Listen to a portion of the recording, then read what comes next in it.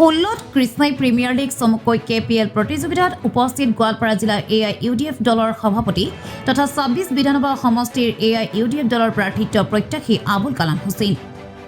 গোৱালপাৰা জিলাৰ কৃষ্ণাইৰ হাবৰাঘাট হাইস্কুল খেলপথাৰত অনুষ্ঠিত হোৱা দিবানৈশ ক্ৰিকেট প্ৰতিযোগিতাখনি 4 দিনীয়াকৈ অনুষ্ঠিত কৰে কৃষ্ণাই প্ৰিমিয়াৰ লীগ পৰিচালনা সমিতিয়ে।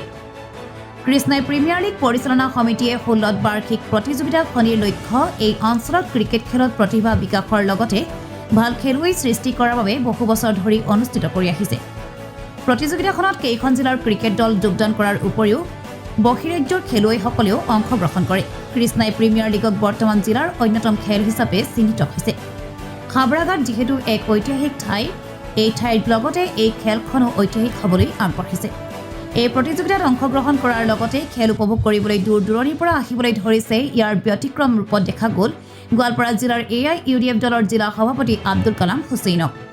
গভীৰ নিশালৈ কেইবাখনো মেচ উপভোগ কৰাৰ উপৰিও দুখন ছেমি ফাইনেল মেচ উপভোগ কৰাৰ উপৰিও খেল সম্পৰ্ক ভাষণ প্ৰদান কৰে। তেওঁৰ ভাষণত ঐতিহাসিক হাবৰাঘাট সকলো কথা দাঙি ধৰে। নগৰভাৰৰ পৰা কিতাপ আলীৰ ৰিপৰ্ট, N8 অসম। KPLৰ যিখন খেল আমাৰ কৃষ্ণাই উদীয়মান যুৱকসকলে অনুষ্ঠিত কৰি অঞ্চলবাসী ৰাইজক খেলৰ প্ৰতি আকৰ্ষিত কৰাৰ যি দৃষ্টান্তমূলক উদাহৰণ দাঙি ধৰিলে, তাৰ কাৰণে মই তেখেতসকলক সৰ্বপ্ৰথমতে আন্তৰিক অভিনন্দন জ্ঞাপন কৰিছোঁ। আচলতে এই খেলখন আমাৰ কৃষ্ণাবাসীৰ কাৰণে এক গৌৰৱৰ কথা। এনে এখন ঠাইত তেখেতসকলে অশেষ কষ্ট কৰি গোটেই নিশা আজি খেলখন অনুষ্ঠিত কৰি এই অঞ্চলবাসীৰ উদীয়মান যুৱকসকলক খেলৰ প্ৰতি উৎসাহিত কৰাৰ যি দায়িত্ব পালন কৰিলে, তাৰ কাৰণে মই সঁচাকৈ গৌৰৱান্বিত আৰু তেখেতসকলক আন্তৰিক অভিনন্দন জ্ঞাপন কৰিছোঁ। আপুনি কৃষ্ণাইবাসী হিচাপে খেলখন কেনেকুৱা পালে? আৰু খেল আচলতে শিক্ষাৰ এটা অংগ।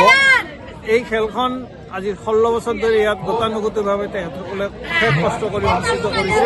মই ভাবোঁ এই খেলখন তেখেতসকলে এটা এই অঞ্চলৰ প্ৰতি থকা দায়িত্ব আৰু দায়বদ্ধতাক প্ৰমাণ কৰিছে যে তেখেতসকলে দায়িত্বশীল ব্যক্তি আৰু এই সমাজখনৰ প্ৰতি থকা দায়িত্ব থকাৰ বাবেই তেখেতসকলে আমাৰ এই খেলখন অনুষ্ঠিত কৰি আমাৰ এই অঞ্চলৰ উদীয়মান উঠি অহা যুৱক যুৱতীসকলৰ প্ৰতি তেওঁলোকৰ দায়বদ্ধতা অৰ্পণ কৰিছে। স্যাৰ, এক অপ্ৰাসংগিক প্ৰশ্ন যদিও আপুনি কৃষ্ণাইৰ আৰু কৃষ্ণাইৰ ঐতিহাসিক খেল আপুনি দেখিলে আপোনাৰ মনৰ ভাৱটো কেনেকুৱা? যে আপুনিও দেখক, নিজ জন্ম স্থানত এখন ইমান ধুনীয়া খেল হৈছে আৰু এই খেলখনে গোটেই গোৱালপাৰা জিলাই নে গোটেই অসমব্যাপী এক আলোড়নৰ সৃষ্টি কৰিছে।